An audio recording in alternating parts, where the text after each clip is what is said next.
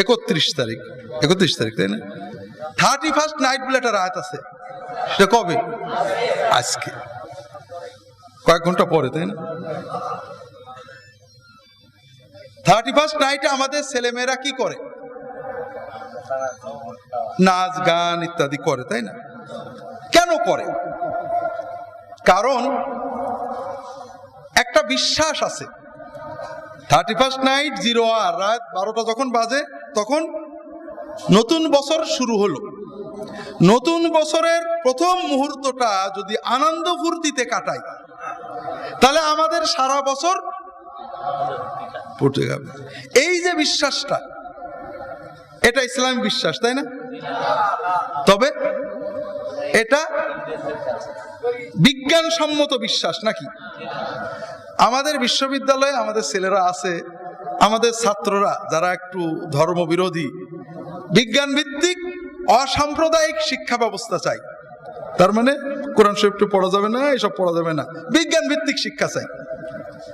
সেই বিজ্ঞান ভিত্তিক বিজ্ঞানে কি বলে? পহেলা বৈশাখে এসো হে বৈশাখ, এসো হে বৈশাখ। বিজ্ঞান তো বলে যে বৈশাখ ডাক দিলে শোনে, ঠিক না? বিজ্ঞান বলে না বৈশাখকে ডাক দিলে শোনে না? আর বৈশাখের তো ক্ষমতা আছে সব জরা জঞ্জাল উড়িয়ে নিয়ে চলে যাওয়া, ঠিক না? আছে না? এটা হলো না ইহুদি নাসারাদেরও না, এটা হলো প্রাচীন প্যাগানিজম, প্রকৃতি পূজা। অতীত যুগে অসভ্য জঙ্গলি মানুষেরা যখন বৃষ্টি হতো না তখন গায়ে কাদা মাখত। আমাদের দেশে একসময় ছিল। তার মানে আমার যখন গায়ে কাদা মাথা দেখবে, প্রকৃতি আমাকে বৃষ্টি দিয়ে দেবে, ঠিক আছে না?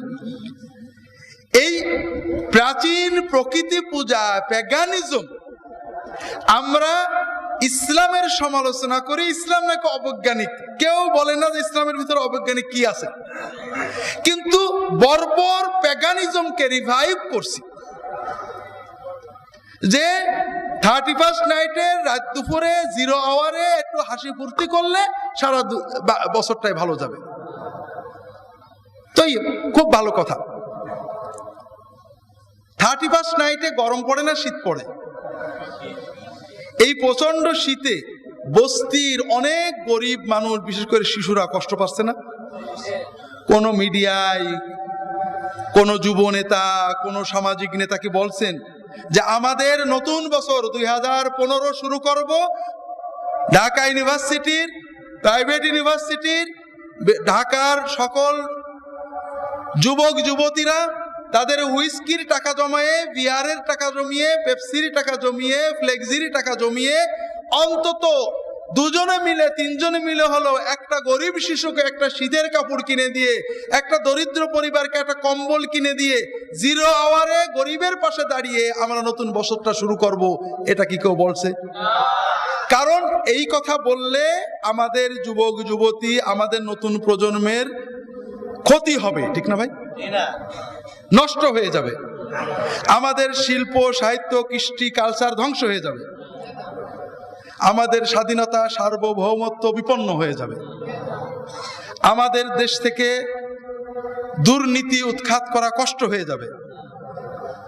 তাহলে কেন বলছি না? বলছি না তার কারণ হলো এই 31st নাইটের উদ্ভব করা হয়েছে একটা বিশেষ উদ্দেশ্যে, সেটা হলো বাণিজ্যিক সাম্রাজ্যবাদ। সারা বিশ্বের মানুষকে ভোগের নামে উদ্বেলিত করে তাদের সকল সম্পদ ছিনিয়ে নেওয়া, এর দ্বারা 2টো উদ্দেশ্য হাসিল হয়। একটা হলো ওরা ভোগবাদী হয়ে যায়, খাও দাও ফুর্তি করো, খাও দাও খাও দাও, কাজে ওরা শুধু কেনবে আর আমরা টাকা জমাবো। আর দ্বিতীয় হলো ওরা যখন ভোগবাদী হয়ে যায়, ওদের ভিতর থেকে মানবতা, মানবীয় মূল্যবোধ, স্বাধীনতা, স্বকীয়তা, ধর্ম এগুলা থাকে না। ওরা যেমন একটা কুকুর, যেমন একটা গরু ভালো খেতে দিলেই পোষ মানে, ওরাও তেমনই পোষ মানে।